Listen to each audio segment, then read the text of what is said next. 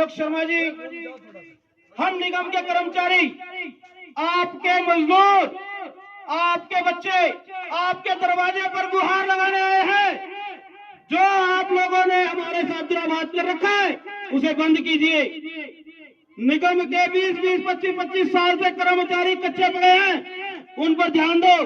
आप रोहिणी जोन के चेयरमैन हैं, आपकी ड्यूटी बनती है कि पूछे निगम के अधिकारियों से कि ये जो 25 साल से जो कर्मचारी कच्चे पड़े हैं क्या कारण है।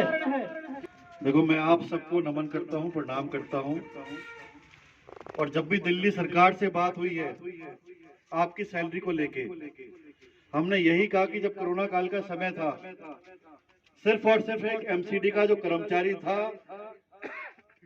वही धरातल पे काम कर रहा था, चाहे वो टीचर हो, चाहे वो वर्क्स कमेटी का हो, चाहे हॉर्टिकल्चर का हो, चाहे सफाई कर्मचारी का हो।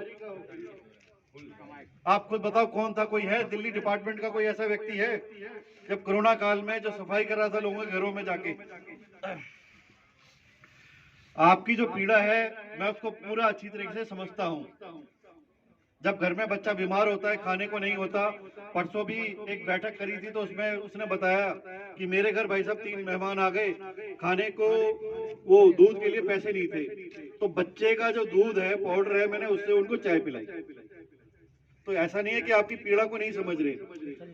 4-5 दिन पहले भी बैठक हुई मेयर साहब के साथ, जब यही उसमें हुआ कि कम से कम हमने कहा कि 2 महीने की जो सैलरी है वो तो दो कम से कम। हम भी अगर अपने घर के अंदर होते हैं, हमें पता है कि अगर हमारे पास जितने मेरी जेब में पैसे हैं मैं उससे क्या काम कर सकता हूँ। आपकी लड़ाई आपने देखा होगा कि सीएम साहब के घर के बाहर हमारे जो निगम पार्षद हैं, मेयर साहब हैं, 11 दिन तक वो वहीं बैठे रहे। न बाथरूम करने के लिए कोई जगह थी, 3 डिग्री के टेम्परेचर में भी वहीं बैठे रहे कि कम से कम हमें दिक्कत नहीं होती क्या। हमें लोग बाग जब गाली देते हैं कि आपने 4 साल में क्या किया है, कोई खांचा बनाया नया, कोई रोड बनाई नहीं, हमें भी जवाब देने में बड़ी मुश्किल होती है कि जो दिल्ली सरकार है कम से कम जो एमसीडी का पैसा है वो तो दे दे। मैं आपसे पूछता हूँ, कांग्रेस के कार्यकाल में जब कांग्रेस सरकार थी कभी इतने धरने प्रदर्शन हुए क्या? कभी सैलरी कभी रोकी गई क्या? अब आप मानसिकता सोचो, ऐसे लोगों की क्या मानसिकता है।